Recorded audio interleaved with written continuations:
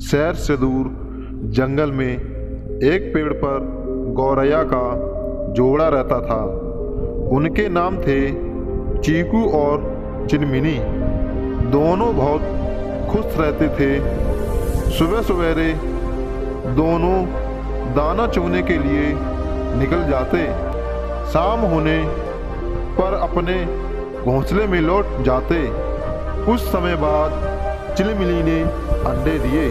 चीकू और चिलमिली का खुशी का ठिकाना नहीं रहा। दोनों ही बड़ी बेसब्री से अपने बच्चे के अंडे से बाहर निकलने का इंतजार करने लगे। अब चिलमिली अंडों को सहती थी और चीकू अकेले ही दाना चुगने के लिए चला जाता। एक दिन एक हाथी धूप से बचने के लिए पेड़ के नीचे आ बैठा। मदमस्त होकर के वह अपनी सूंड से उस पेड़ को हिलाने लगा। हिलाने से पेड़ की वह डाली टूट गई जिस पर चीकू और चिलमिली का घोंसला था। इस तरह घोंसले में रखे अंडे टूट गए। अपने टूटे अंडे को देखकर चिलमिली जोर से रोने लगी। उसके रोने की आवाज़ सुनकर चीकू और चिलमिली का दोस्त भोलू उसके पास आया और रोने का कारण पूछने लगा।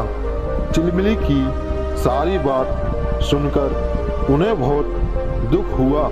फिर दोनों का धीर बनाते हुए भोलू बोला, अब रोने से क्या फ़ायदा, जो होना था सो हो चुका। चीकू बोला, भोलू भाई बात तो तुम ठीक कर रहे हो, परंतु इस दुष्ट हाथी ने घमंड में आकर हमारे बच्चे की जान ले ली। इसको तो इसका दंड मिलना ही चाहिए। यदि तुम हमारे सच्चे दोस्त हो तो उसको मारने में हमारी मदद करो। यह सुनकर थोड़ी देर के लिए तो भोलू दुविधा में पड़ गया कि कहाँ हम छोटे छोटे पक्षी और कहाँ वह विशाल जानवर, परंतु फिर बोला, चीकू दोस्त तुम सच कह रहे हो, इस हाथी को सबक सिखाना ही होगा। अब तुम मेरी अकल का कमाल देखो। मैं अपनी दोस्त बीना मधुमक्खी को बुलाकर लाता हूँ। इस काम में वह हमारी मदद करेगी। और इतना कहकर वहाँ चला गया। भोलू ने अपनी दोस्त बीना के पास पहुँचा कर उसे सारी बात बता दी। फिर उसने उससे हाथी को मारने का उपाय पूछा। बीना बोली, इससे पहले कि हम कोई फैसला करें, अपने मित्र मेघनाथ मेढक की भी सलाह ले लूं तो अच्छा रहेगा। वह बहुत अक्लमंद है। हाथी को मारने के लिए जरूर कोई आसान तरीका बता देगा। चीकू, भोलू और बीना तीनों मेघनाथ मेढक के पास गए। सारी बात सुनकर मेघनाथ बोला, मेरे दिमाग में उसे मारने की एक बहुत ही आसान तरकीब आई है। बीना बहन, सबसे पहले दोपहर के समय तुम हाथी के पास जाकर मधुर सुर में एक कान में गूंज करना। उसे सुनकर वह आनंद से अपनी आंख बंद कर लेगा। उसी समय भोलू अपनी तीखी चोंच से उसकी दोनों आंखें फोड़ देगा।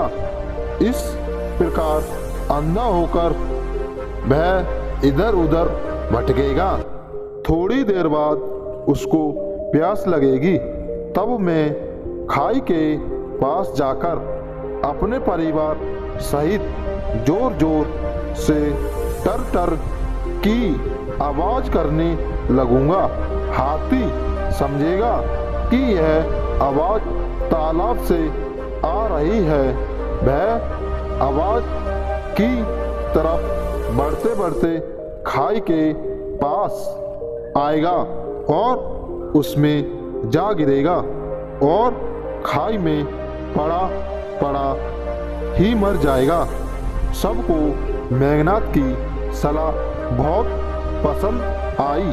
जैसे उसने कहा था, बीना और भोलू ने वैसा ही किया। इस तरह छोटे छोटे जीवों ने मिलकर अपनी अकल से हाथी जैसे बड़े जीव को मार गिराया और फिर से प्यार से रहने लगे।